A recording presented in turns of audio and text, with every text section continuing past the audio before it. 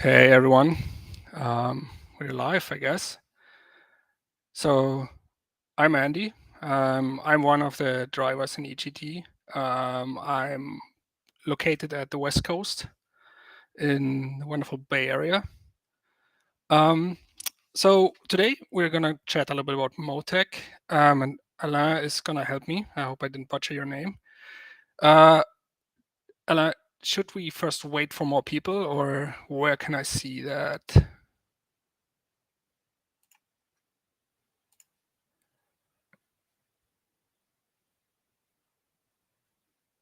Is, ev- is everyone live already?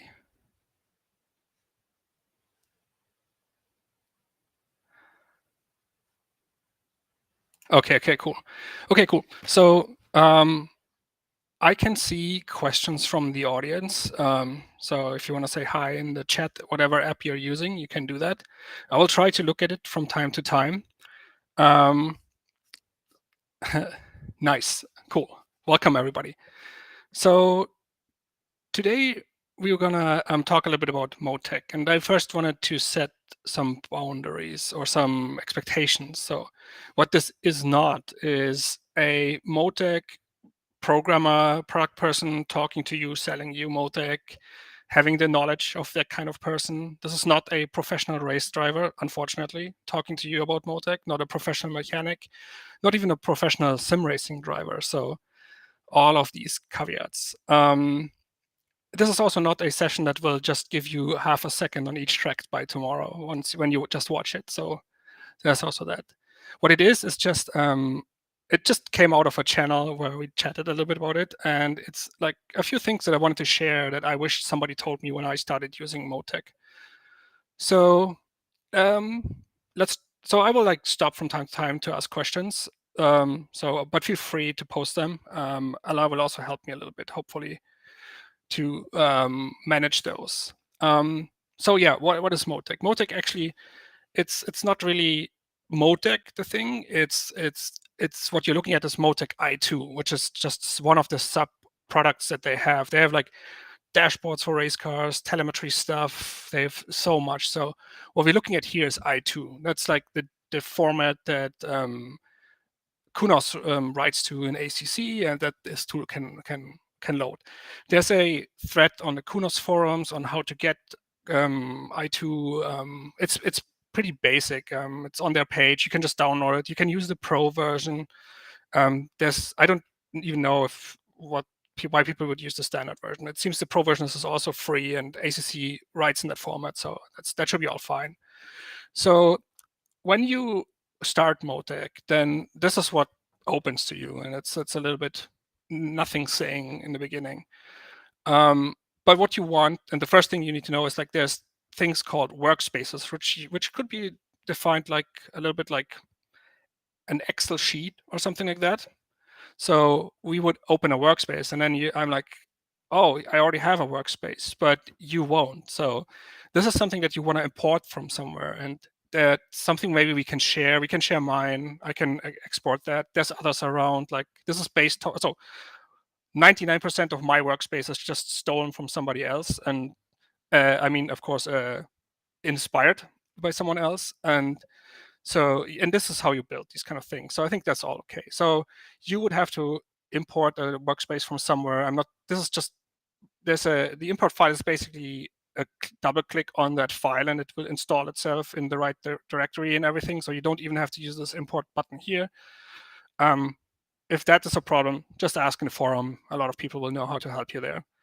So you open a workspace and then it goes into this view. We tried, by the way, to get the best possible view of MOTEC. It is very finicky and sensitive in like showing small details in lap time difference and speed differences and like that. So it will be a lot of graphs. I'm not sure if in this sharing it will be the best quality for sharing, but think about it more about me sharing the idea behind stuff, and then you can go into it and just check it out yourself. So so this is a workspace, right? And then the next thing that is interesting is the worksheets on top here. These are like actual sheets in your Excel sheet or something. And you can maybe by name should already, like, I don't know if you guys can read that. Let me try one thing.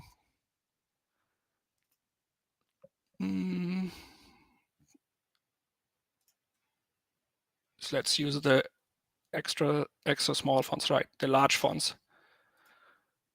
So, well, great. It didn't change the tabs. So I don't know if you can see that, but up here where I'm clicking, there's some tabs, and they're basically named compare, G's for G-forces, driver, wheel speed, don't know, RPM histograms, suspension histograms, and yada yada, like a lot of that stuff. And we will go into this in more detail with an actual MOTEC file in a minute.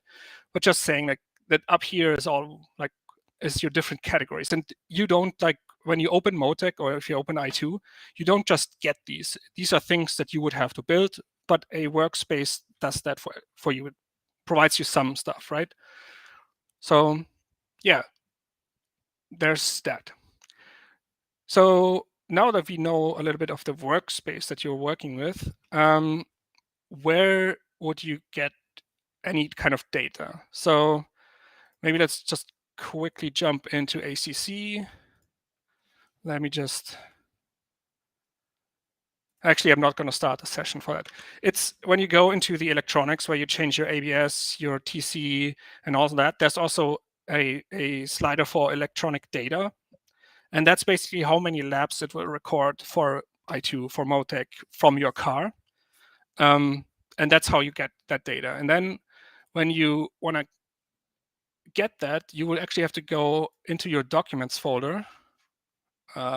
Actually, it's in documents, assetto corsa competizione, and then there's a MOTEC folder. And that's where it will dump all of your files. Actually, on this machine, again, sorry if the font is too small. Can you do that? No, you can't, of course not. So there's an LD and an LDX file. Like, your labs, like, for one, will always be stored for a session. Like, you're in a practice session, you go out for 5 labs, it will record all 5 labs, the out lab, the in lab, any kind of labs that you finish. So if you don't finish a lab, it will not show up here.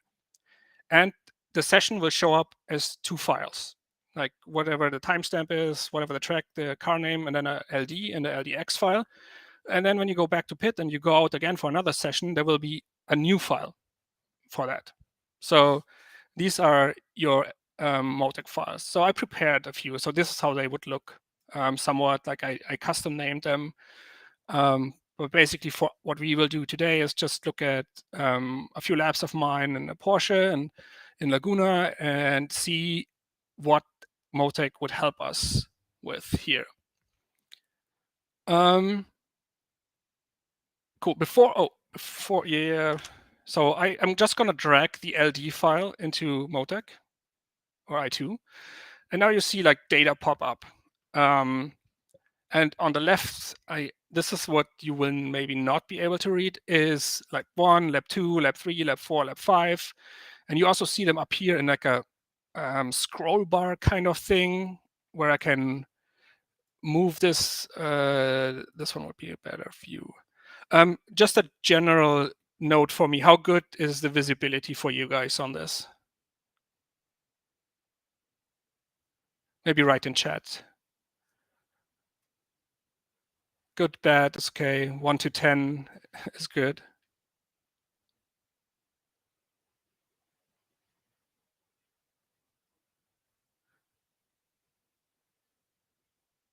Okay.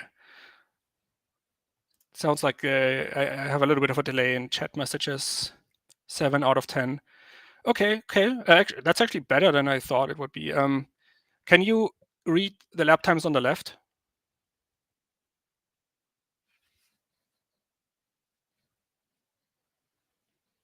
Okay, cool.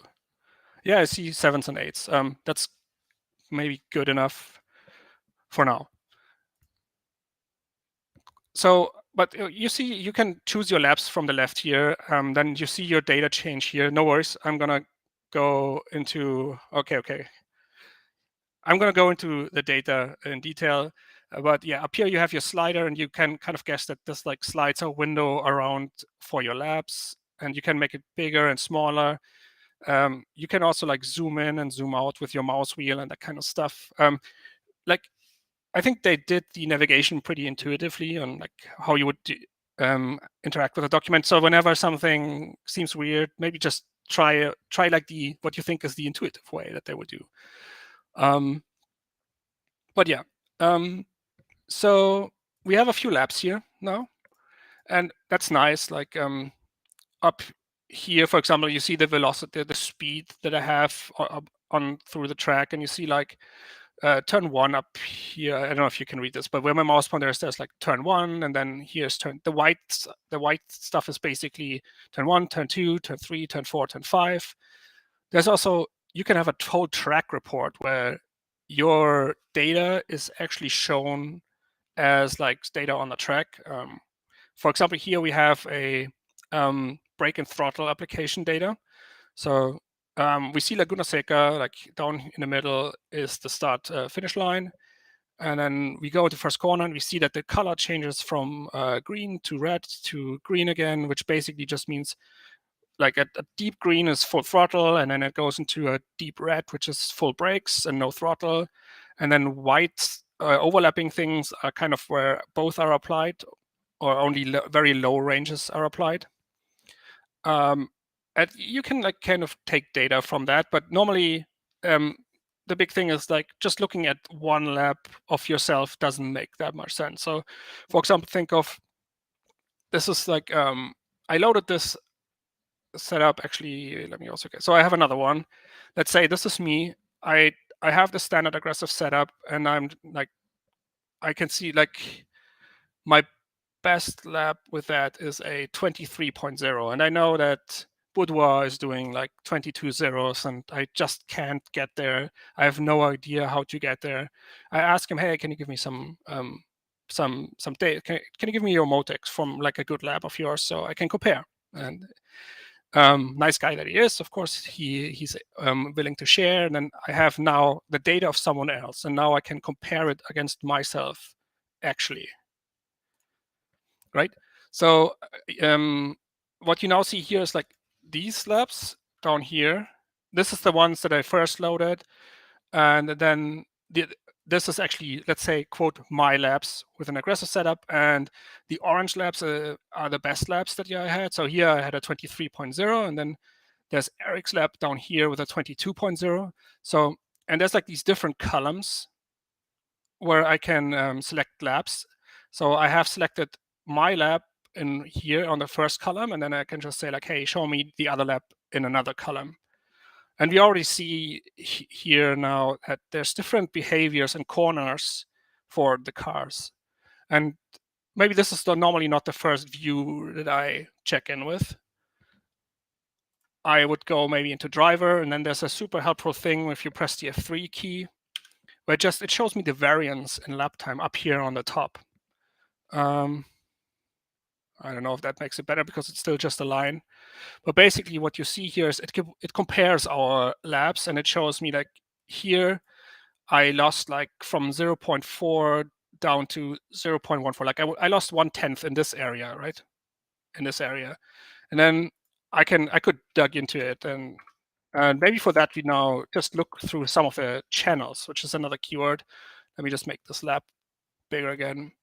You can just double click into these up here, by the way. So what are channels?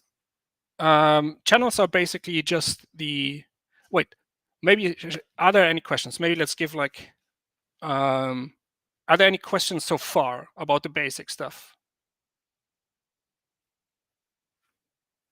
I will give like maybe 20 seconds to see if I can see something pop up.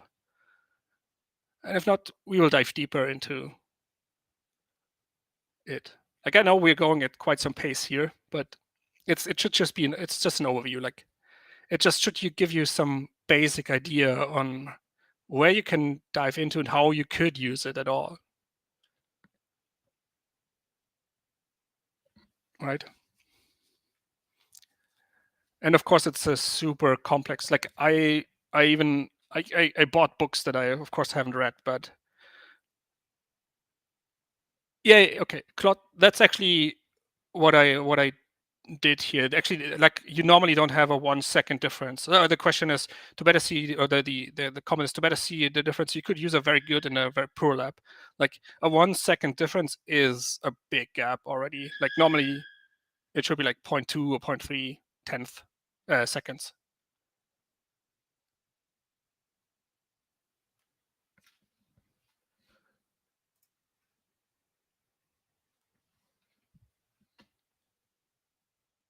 Cool. I'll keep an eye on the chat, but we'll continue for now. So channels. So basically, how do you build all of these things on the right here, like your speed? Like down here, maybe I should go through that first. So down here we have, for example, a speed comparison, which takes the speed data from your telemetry and just compares these two labs. And what you will always have is like the colored lines are the first column selected lab on the left, and then the white lines are the second or third column, whatever column is not the third one, the first one is selected. So here we see a green line for my speed, and then we see a white line for Eric's speed. Right, and then the next channel one below, and I'm just going to go through them because I don't know how well you can read that. I mean, you see it on the left here. That's pretty big. It's the throttle and brake application. Then the steering angle of your wheel. What's the difference there? The ABS and TC application. What gears are used at what certain point in time, and then what full throttle was used throughout the lab. That's like just one value for the whole lab, so that's not super interesting. Maybe the interesting part is that in the Eric lab we have a point, and sorry, this is not really Eric's lab. Eric is probably faster than that. This is my lab, but I just call him the fast driver and me the slow driver for this example. So on Eric's lab it's 0.81, and on mine it's 0.8 as the full throttle application throughout the lab in percent. So there's that. That's just data points you could look at and you can see stuff from, right? And before we dive into like what are indicators for what is good, what is bad, now that we have data comparison here, this is a comparison of the G-forces, like lateral and longitudinal. We have RPM histograms where you wouldn't, suspension histograms is maybe something that some people might look into, where you don't compare it to other labs, but you just see that my rear dampers, like the standard aggressive ones, are kind of weird. But then ACC dampers are weird, so maybe they look correct in that way. Yes, David. Good question. Let me go back to driver. So what you see here is just on and off, whatever you selected. And I think it's only TC1. It's not TC2. The question is, what you see here is basically just TC and ABS application on and off, right? It's not, oh, it's on here, it's on 0, and then it's on 1. No, it's on, if it kicks in, it uses the level that you selected. But here you just see that the car electronics are, in this area, there's no application, and then here's some TC, and over here some braking, and it, of course, some ABS. And of course, it correlates with the throttle input and the brake input and that kind of stuff. Good question. And we're going to get back to this. I'm just going to go briefly through all of the charts, so it's just people know what is out there and what can you look at. So damper histograms. If you don't know what a histogram is, it's basically just think of it as like buckets, and the buckets have different values. Like here, it's the damper speed. So when the damper speed is 0, it just puts one data point, one value into the 0 bucket. And then when the damper starts moving, it has a certain frequency, how often it takes telemetry, right? And for each one, it puts a point into the according bucket. And then you get like high buckets with a lot of points in them and buckets with not so many points in them. And that's basically what histograms are. And it just shows you, if you take a look at the upper one, that's how a damper should look like. Well, in the grand scheme, that it's mostly around the 0 speed, like it sits in the middle. But then there's a little bit of a low speed and a little bit of and even less high speed, like with a nice Gaussian. I forgot the word. Distribution. Came back just in time. So then there's a lot in this one about suspension travel, ride height, and that kind of stuff. It might not apply to your car because I think they have some basic assumptions about wheelbase and that kind of stuff in there. So there's that. Then there's a stuff for rake and rake angle on a track. Like we all know, we have very aerodynamically intensive cars that where the grip that you have available highly depends on how much aero the aero can produce, or how much downforce the aero can produce, and that changes when you brake, when you go into turns, and that kind of stuff. And they computed a lot of stuff here. I don't look that much into it. It's because, again, it depends on, is the wheelbase set correctly for the car and that kind of stuff. That's a damper velocity. I think that's basically the graph that is behind the histogram that we just looked at. And then there's some interesting stuff like tire pressures. I use that a lot to, like, when I'm new on a track and with a car that I haven't driven for a while, just to, you see like over the lap what your tire pressures are, and you see like the lowest is on the, what's green, the left right, the left right, the left rear is 27.59, so that's in the window. So basically all of them are in the window because I already adjusted that, but you can see the min, the max, and the average over a lap. And of course you want to be in the 27.6 window, 27.5, 27.6 window, or more like 27.4 to 27.9 window. But so around these values, you can get your temperatures from these graphs and that kind of stuff. So that's all interesting stuff. Yeah, temperatures again. Here again, the track report, I showed that before. Some other things around sector times, brake temperatures, may be interesting just to see like if your ducts bring you within the range that you need to be. Yeah, if you had live telemetry, David, saying that the tire pressures would be nice to see, to know when you get the slow puncture in Olton. I mean, you can, if you mean that you can backtrack it when it happened, yes, you could get that out of this data.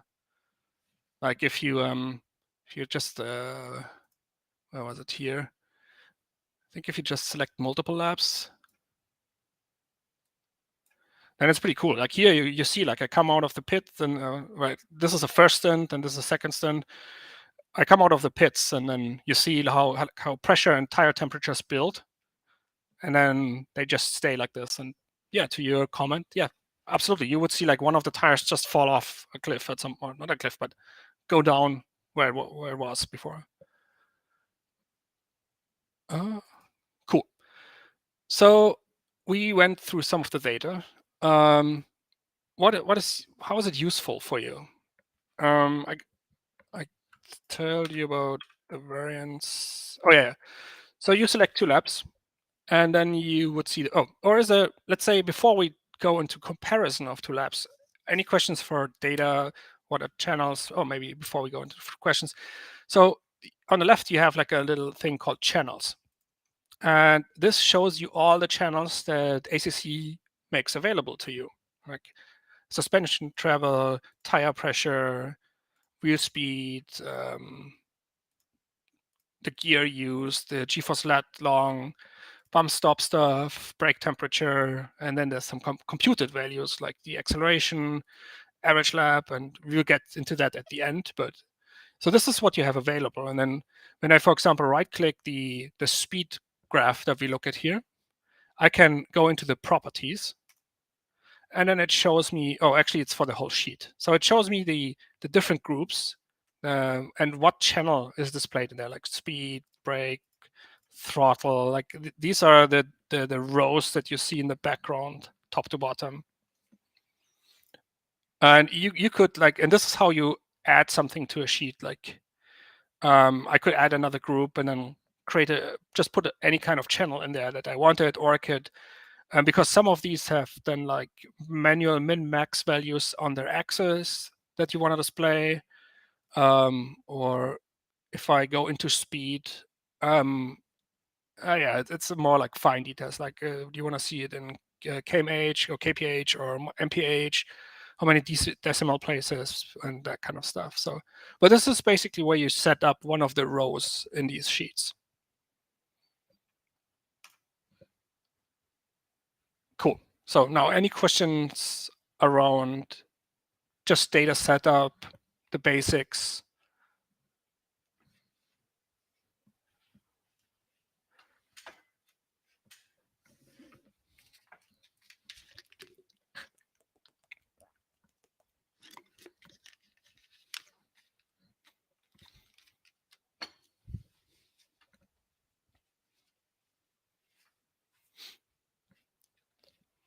It's always difficult to figure out, is it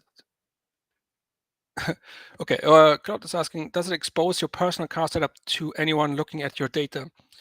Not directly. There's no channel to read like what's your ride height or something, but this is actually almost more useful to me to figure out what your setup is than you just giving, or to find time based on how you drive, rather than you giving me your setup. Because if you give me your setup and you're a different type of driver, it's not my driving style. It's impossible almost for me to find that time that you find, right? Like, for example, the Porsche, the Porsche has some setups that are like, you basically make the car unstable, so it turns crazy, but you have to be able to catch that. And I could give you that setup, but you would not gain time on it because you cannot drive the driving style. And I'm pretty sure there's the same thing for Mercedes or for any kind of car, right? Like, so, but you can definitely like find some stuff out of these, like, so for example, if there's no more questions, then I just go into the comparison. I see that the faster driver's lap here, the car seems to rotate way better. Like they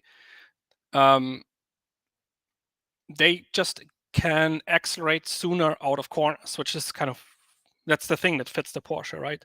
So the first setup that I used, the aggressive standard setup, did not have all that turning in the car. So, and I see from a lot of corner. For example, if you take this is the turn. This is the what is an appropriate word for that? This is the not so nice corner in Gunaseka with that sausage on the left. And you see just that the faster setup can just carry all of that. Let me zoom in a little bit. Just can carry all of that speed through that corner that the other setup just can't. And the story behind it is that this setup just understeers into the dirt if you try to use the same speed. So, so yeah, and then you would also you would see that. Well, it looks like well, actually, you can start then comparing like braking and acceleration. The red stuff being the throttle, and the pink stuff, or the whatever this color is, valve. No, I don't know. Being the brake, and you see that the color one being the slower car brakes earlier, has to reduce more speed in order to turn that corner. There's actually not that much difference in steering. And you see also a lot of ABS involved. So checking for a question, would it be useful or feasible to compare two different cars, or at least two similar cars? Yeah, exactly. You basically hit the nail on the head here. It does not make any sense at all to compare the Porsche and the Bentley. But yeah, if it's a front engine car, I mean, you still would apply some common sense in how much they are the same car. For example, one car could have a turbo kicking in, and the other car is just do we have NA front engine cars? I don't know, but so stuff like that, right? Or the platform, but like both are front engine, but one platform is known to be super understeery, and it can't even get the aero rake values that the other car can to go through a corner in a fast way. So it does make sense. It's always better to have the same car. It makes it very tricky to compare if you don't use the same car. I mean, there's other questions like, does does it still make sense to look at a previous patch MOTEC file, right? Like we had different grip there, we had different tire sets there. When they changed that, like it might not make sense. But I would say to your question, if you would compare Bentley and AMR, it depends. Yes, but it depends.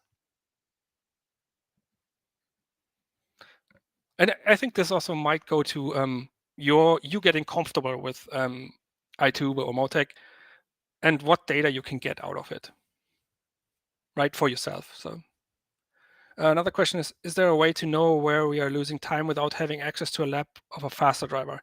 You could, well, what you're looking at is not really a faster or slower driver. It's me with two different setups, right? So I could also just say, well, actually, I'm not this faster driver. I'm actually myself here, and here's my 22. So my fastest one was a 22.0. But let's say I don't have that, and I have a 22.2, and my previous was a 22 points. That's a 23. I have a 22.9 here, right? And I can, well, I should invert them. I like to see the graph falling when I lose time. So the variance graph, and then I could just also take a look at these, and that's what I also do. Well, I think that's actually 75% of my usage with MOTEC is to look at my own labs and compare them and see where did I do better. And I mean, you can go nuts on this stuff. Like if you then change like your rear right height by one click, and then you look at the latitudinal and longitudinal values that you can of the g-forces that you can do with one or the other, and you can see how much grip the car can carry through corners, and there's like never-ending possibilities here. And we, or maybe that makes it worse, but we also don't have like a super high resolution in the frequency that we get from Kunos, right? Because at some point they say like, whoa, we cannot give you like this all the data from the cars, because then the owner of the real cars or the manufacturers of the real cars would be like, no, all these sim racers have like the same data that we have, and they can. And then like Ferrari just takes the Mercedes ACC data and looks at it, right? So yeah, I mean, for example, if I zoom into, what is a good one?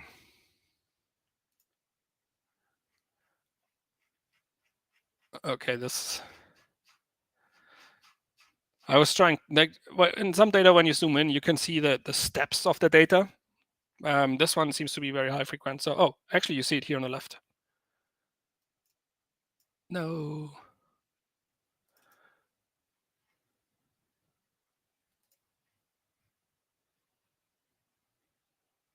So I don't know why one is smooth, and it might be that in how this row is set up is that throttle is actually getting interpolated versus the other one not. But in the background, the brake application, you see like the purple one and the white one, and these are both from the two different labs. And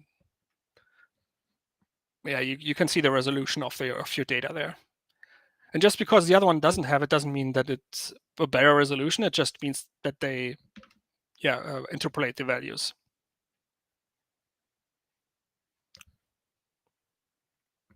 Cool. So I would actually suggest in the beginning that don't go out and ask faster drivers for their labs, because that might not help you. Like maybe just compare two of your labs and see, because you know better what happened in these labs. Like I had planned to like look at the two labs and like in ACC, and but maybe we don't have to do that, because maybe we can just look at it, because that's what you would actually do. You would take these two labs, you would have the replays, and you have the MOTEC, and then you compare. You look first at the data, and then you look at the replay, what happened at these corners. And in that channel, I send a link for the Nils Naujok's channels, and I would suggest people watch his coachings, because in his coachings he does it. Like he does a fast lab, and then he takes the coached person's lab, and then he compares that, and then they also have replays, and then they look at it. And I think that's a good way to see what you can get out of this. because if you have like if you look at like again like you don't normally get a 1 second drop between times, so it's not as obvious as this thing. Like it's normally do I have? It's maybe normally more like this.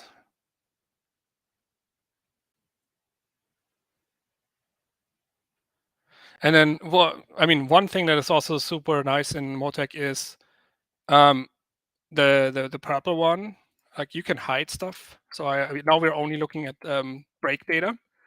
I once had a bug in my brake pedals where I didn't get 100%, and that's also a thing that you will easily spot here, which was not that easy to. I mean, I could feel that I was slower and my brake was shitty, but I didn't know what exactly it was. And then it was crystal clear that it, compared with another lab, it just didn't get to 100%. So, yeah, this is one of the things that you want to look at.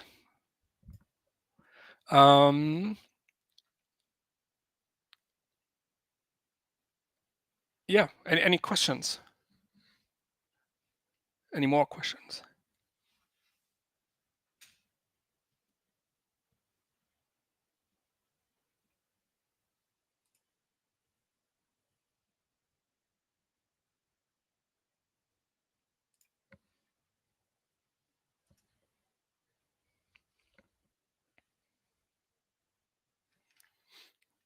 Cool. So from Patrick, in your preparation for a race, how much time would you say you typically spend on MOTEC analyzing your labs? Not that many, but I'm not much time. Maybe in some races nothing, and in some races maybe an hour or so, but not that much. Just because I don't want to overdo it. Like I'm still doing it for fun. I think I did more of it in the past when it was new to me and I was like interested in how this works and what you can get out of it and learn how to use it. Maybe I'm also more effective now with it, so I don't need that time. You look at it and you see some things that could be wrong. Like I see that if you compare these two, you see that in some corners, like the steering is way smoother, and I don't use it like these. If I zoom in onto in this, where was it? It was a little bit on the right. Yeah, you see like around here at the most point, it tells you here with one setup I used 84 degrees of steering angle, and with the other one I used 70 degrees of steering angle, and the white one being the faster one. So that kind of tells you like you actually needed more steering angle through a corner, which unsettles, especially the Porsche, it unsettles the car more, and that makes you slower in that. And that might be why you don't take more speed onto the next straight. And yeah, that would be one of the examples. Another question is if I use the track map window at all. Yeah. I mean, I skipped over it in the beginning, but if it is a very nice way of visualizing application of your throttle and brakes. Let me see. I think the second column will be the outer line. Yeah, and you see sometimes like normally I can click. Yeah, you see like a little bit later you have a visual like you can compare it with, and there's actually I think different. They have a whole track map section for, because you don't only have like to lay over throttle and acceleration. You can do all other shenanigans also, and just compare them on a visual level of this kind of graph. Like it's just that it's basically this. Well, the one that we saw before is this graph, but pasted over a graph that looks like the track, right? It's basically just as up and down, and then just put on a graph that looks like the track instead of like a line that you watch from the side or in a 2D Cartesian coordinate system. And it just gives you a different kind of visual feedback. So what you see here, you see later braking on the outer line, which is the faster one. Then you see the full green here, like it's is early on the throttle. Again, like way later braking and that kind of stuff. And of course, it comes from the setup. Like one uses the standard aggressive, and the other one uses a custom setup that I'm driving a lot. So no wonder that I have more trust into the setup to brake later, and that it will still be stable through the corner and all of that stuff. How do you create sectors? Sectors, you mean like this one? Sector times?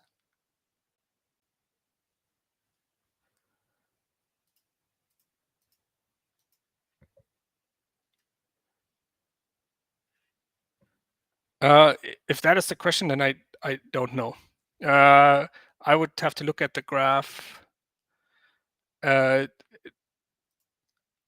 thought the same thing, because here, again, I don't know if that's visible for people, but you basically have a matrix here, and you have two laps like compared. Like if I select one, then this is all you have, and then it's like lap 1, lap 2, lap 2, lap 3, lap blah blah blah, and then here's the sectors, and it's turn 1, and then it's straight between turn 1 and turn 2, then it's turn 2, and this is like all the rows in here, and then I could compare it to another lap, which is now here on the right. But yeah, I don't know how you select this data, and I would also be interested if you could just say like sector 1, 2, and 3, like in, and I'm pretty sure you can do this. I'm sure you can do this in here, but just like maybe look at the track map and compare where roughly ACC puts it, because I think these are the real sector times or the real sector markers. There is a track editor. Well, look at this. You can set categories and then track sections. So I guess in here you could do that. You just would have to figure out where the exact spot for your sector 1 and sector 2 and sector 3. Well, sector 3 is easy, but sector 1 and 2, where they end. And then it must be somewhere in here. I haven't done that before, but generate sections, generate track. But yeah. And then, yeah, there's always data hanging out, like minimum speed in corners, that kind of stuff. Cool. And one thing that MOTEC will not tell you, or I haven't found it out, is, and that's why you usually have the replay open, is driving lines. Of course, some corners heavily depend on, do you use all of the track or do you give away half a meter on the right? And then obviously in that lap you will be faster because your radius will just be larger and that kind of stuff. So yeah, I use the replay for that. I know that there's other tools coming, like not from MOTEC, but yeah, maybe we should also talk about that. There's other tools that do similar things, like RST is out there, racing sim tools, which is more opinionated, I would say, as MOTEC. MOTEC is just, well, here's all the data and here's a way to display it. Now go and do what you want. Versus RST is, we have opinions about racing data and we will display everything in a given way to you. And we think these are the important graphs that you should look at.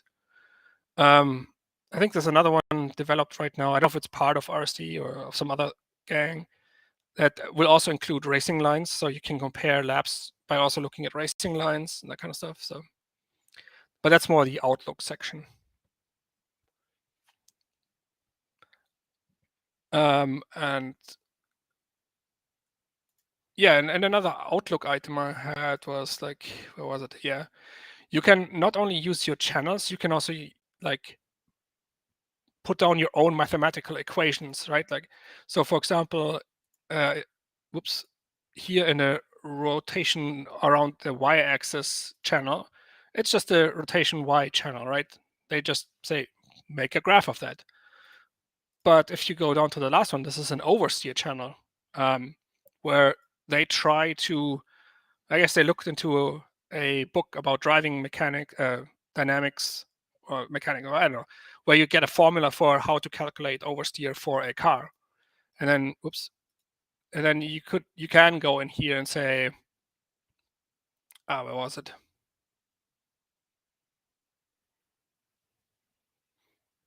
Is it just properties? No, there's a way to look at the mathematical channel that is behind this row. Gosh darn it, I looked at it yesterday.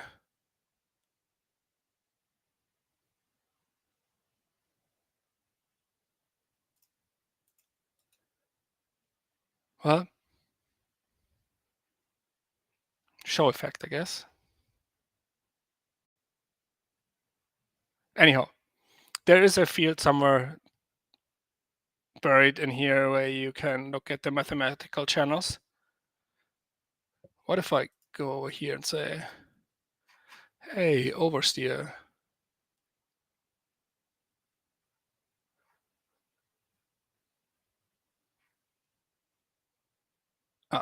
People must have seen it and like, look at it. Edit math. So yeah, you could go from here. And then you can program what your data should be transitioned into, like whatever this formula is and where it comes from.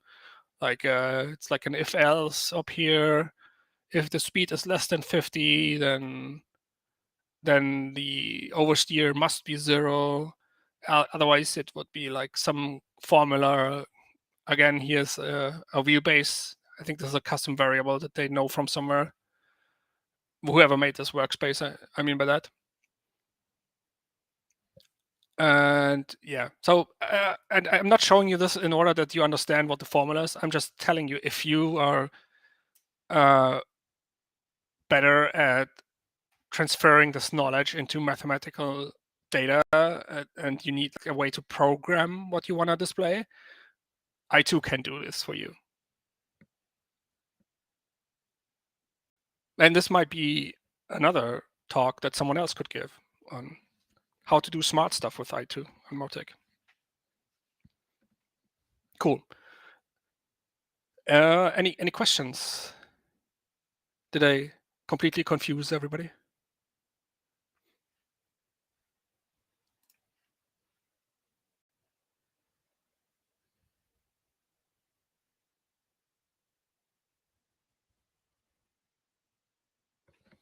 So questions, could you show us an example braking in turn 1 at Laguna so we can compare your digressive braking on 2 laps?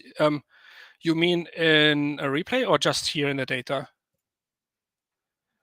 Because if I go here, I see, okay, turn 1 so I selected the right lap, like lap 8 for the 123.0. And you can respond in chat while I'm talking, and then this is the 22.0, and then I see up here exactly like this is where turn 1 starts, right?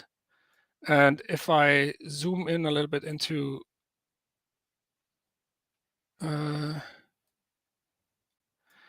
what is happening with throttle and brake data only. Okay, cool. Yeah.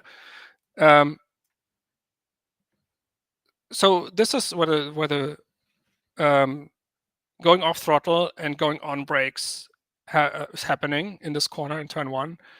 So this is the point where the slower driver goes off throttle and starts to apply the brakes, the colored lines. And then at this point, we see that the faster driver was able to brake later and apply and then start applying the throttle. And if we go on the track report, we would just see like, oh, okay, this is the point that we just looked at the data. I don't know if you see this, but there's like 2 little dots in this area where I was also assuming that you see my mouse cursor the whole time, so I hope that is happening. Like, hello, down here.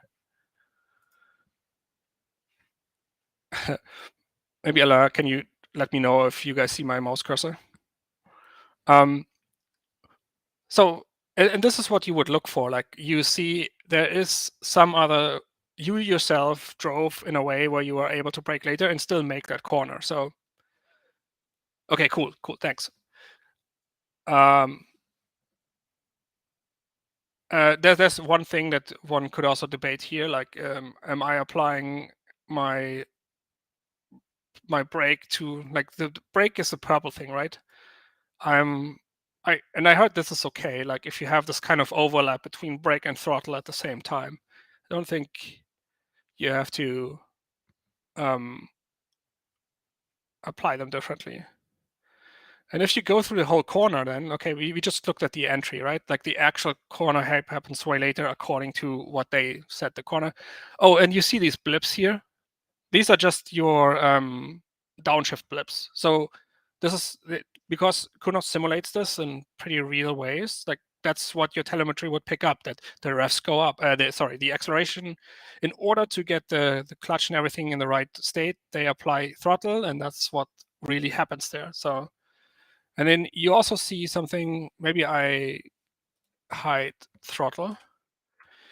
You see that the brake application going off, like also the other setup for some reason is able to just go off the brake way harder and does some weird shit afterwards. I don't know what that is, but yeah, basically that is time here afterwards where I'm not braking as much as the other car or the other driver.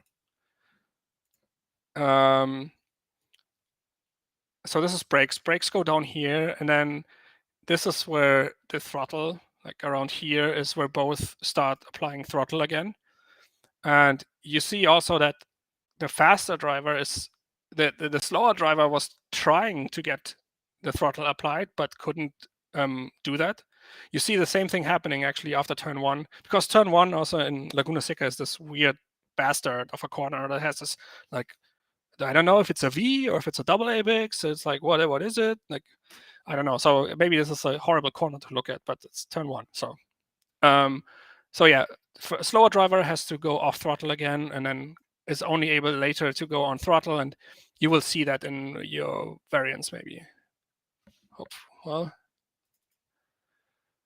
great. Actually, the interesting thing about this corner is if we look at variants up here, that there were compromises in this corner, and actually there's not that big of a difference. Like the slow driver first was actually going faster into the corner, so they actually gained some time on the faster driver, and then lost it and then lost it afterwards because yeah, the compromise wasn't that much. So you could look at like turn 2, turn 5 is this ultra fast one, but if you look at it, it's the same pattern. I think is that the colored line cannot brake as late as the white line, and that the throttle most of the time will be applied faster by the. Sorry, actually, this is braking and throttle going off throttle, and then this would be braking, and there's some weird first brake move here also. But this is maybe data also that I can look into for myself. Like, what am I doing? Why am I tapping the brake first there? Is there any reason for that? But you would basically, the most basic things you would look for is, depending on your car, are you losing time because of too much ABS or TC? Are you braking like, do you see that you're only slowly fading off your throttle and slowly go into your brake? Like in most corners, you want to have them very instant. But I'm not a driving coach, so maybe I'm not right there. But in most of the cases where you win or gain speed, you see that kind of pattern. And the other one is steering also. Like most of the time, where you don't apply as much steering, you will actually have a more stable car where you spend less time. Like if you guys ever heard of the Kamsche circle, where you have like G-forces applied to it. Like if you look at on top of the what maybe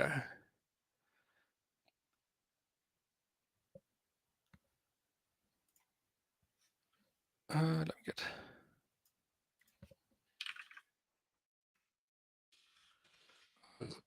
G-force.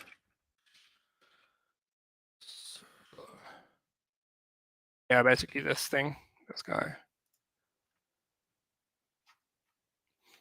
So this circle is the maximum, and it's more like an oval in reality. But just to understand, this circle is the maximum of grip that your tires can apply. Like you can either like apply everything on braking. Then you're up here where the braking thing is. You can apply everything to accelerating, and then if you're at the maximum grip level of your tire, then you would be here, right? And then left, right is the same. And then it's not that you cannot give, like, if the red line would be 1G, then it doesn't mean you can use 1G for accelerating and for the corner. It's more like a square function. So you can also only use like 0.7G for both or something like that, but like 0.7G in each direction. Otherwise, your car will your tire will lose grip because it just cannot give you more grip. And that's kind of the story behind the steering. Like if you do, you might have to look at it in comparison with, or in correlation with trail braking and that kind of stuff, how much grip you're trying to apply. And you could also look at G-force channels for that, which I haven't done, but that might be an idea.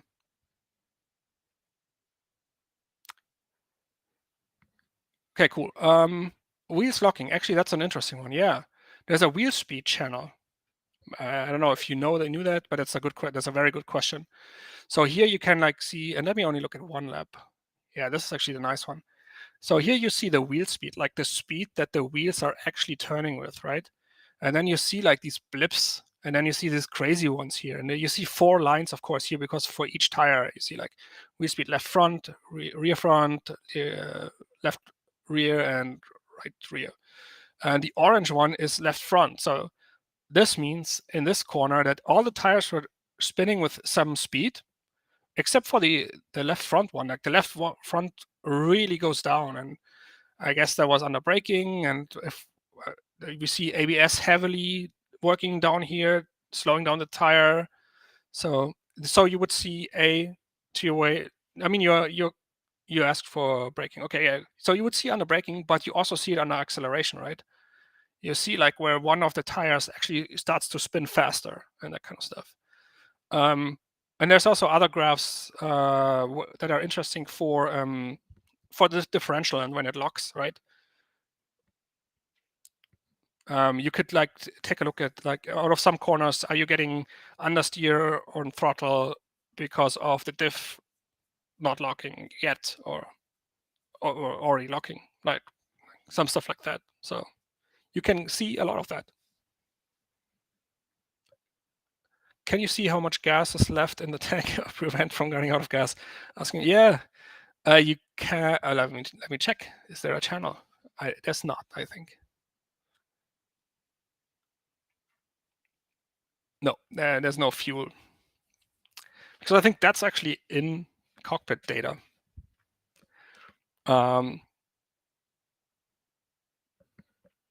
Cool. Any other questions?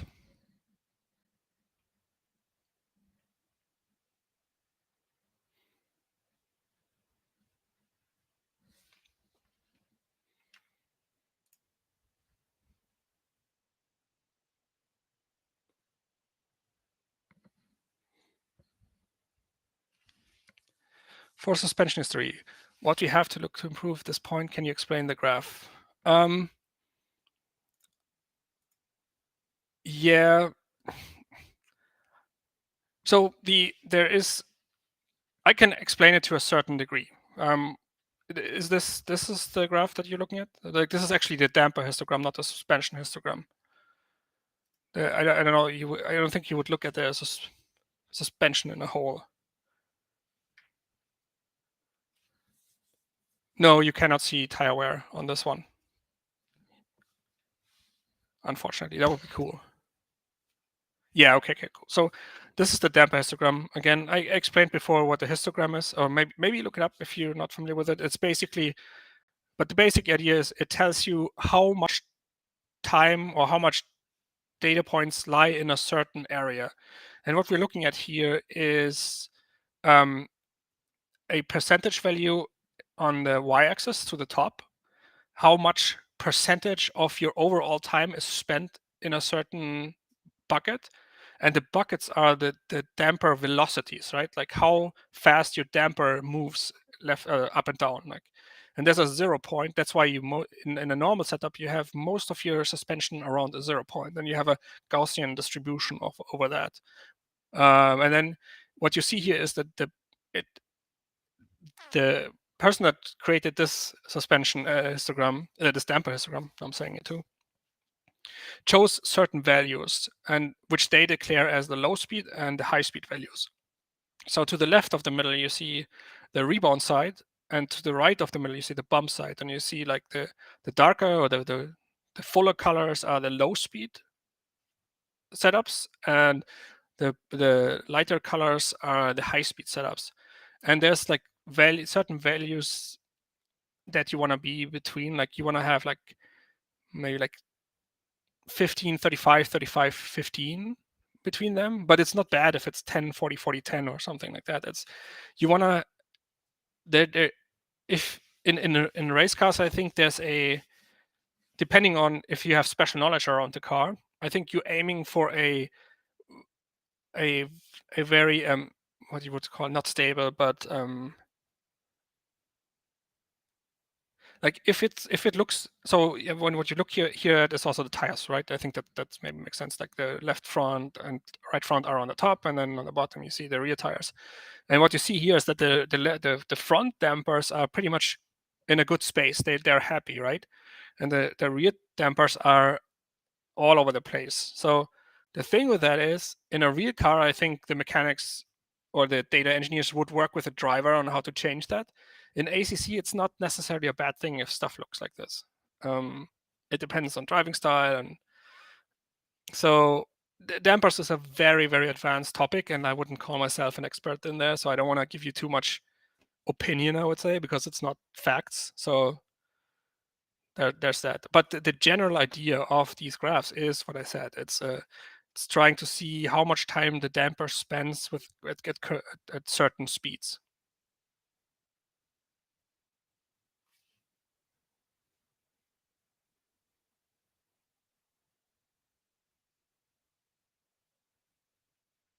Yeah, can we see tire wear progressing during the stint? No, unfortunately not. I wish that would be possible. I don't know if you guys know about what is this called? Results Companion. I used that for a while, but then I got disconnects during a race, and I blamed it on this, totally not making any sense. But it tracks all the normal data that, like, ACC has not only, it creates MOTECs and uses so-called telemetry channels for that, which real cars have. So it simulates the telemetry on cars, but it also has for apps like the UI overlay apps that you can have that are not from Kunos itself. For what are other, okay, RST, you guys might not use RST, but they're also sending data out of ACC via the network, or give the ability to do that. But it's more like normal data, and this is what this tool catches. And it's just like, I start this, and then I go on a track, and then it just gathers all the data, like what position was I in, how much fuel did I have left, what's the lap time, what's the sector time, what's the gap, yada yada, everything, right? It covers it. And I'm like, it's one of these things where I'm like, oh, I totally do that all the time, so I can go back and look at the data.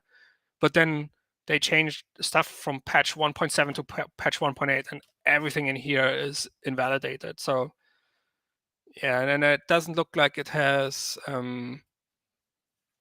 tire degradation. It tells you what tires you used, though. There's that. It tells you how much wind there was on track. Yeah, it's an interesting tool. But it's basically just a database collecting stuff. Do you use MOTEC more to adjust your driving inputs, where and how to brake, where and how to accelerate, etc., or to just adjust setup? Both, actually. So a good question, very good question, but it's both. In some areas, it's like I'm seeing that others are braking later, or that there's a hint that I could brake later or go on throttle earlier, or I need a more stable car in some corners or something like that. So that's where it would lead to setup changes. But the obvious one is like, yeah, get a setup, get a MOTEC file from someone else, and you see like, holy fuck, they're braking there. That's possible, and of course it's possible. So yeah, then you try to to do that too, but that might also be a setup change first. But then, so for example, one of the big ones for me was, like in Kialami, that the turn 4 or 5, that fast right-hander sunset or something like that. I was driving a season in the McLaren, and we go into the server, and I was always, to rotate the car, I would tap the brake. And then I saw a file from Philippa, and she would just go off throttle, and that's all you needed. Like, the car puts the load on the front tires, and that was like 10 kph on a min in that corner for me. Of course, before I was like, you need a more stable car to do that, and you need a more turny car, you need a more unstable car to do that, but in the sense of that it turns under just a little bit of letting off the throttle and that kind of stuff. So there was a setup change, but there was also a fundamental change for me on how to tackle this corner. So it's a good question. Great question. If you're slow on a track, what are your top 2 things that you will analyze first?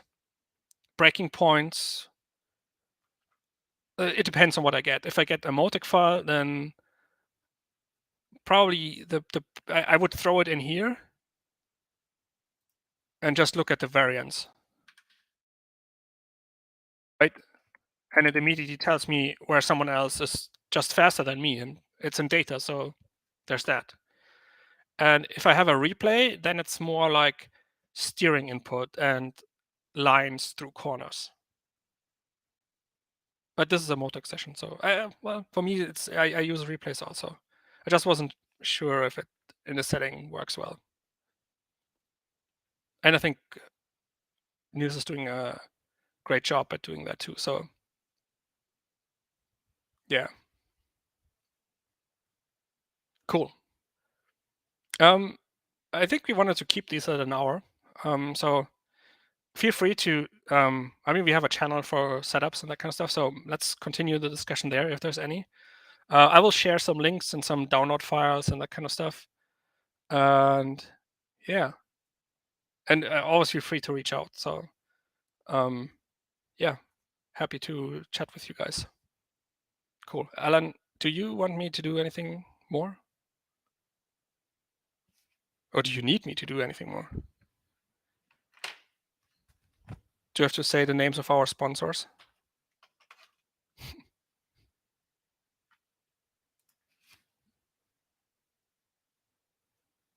No, I shouldn't. I don't know them. Cool. Okay, everyone. Yeah, see you around. It's great racing with you guys. Bye.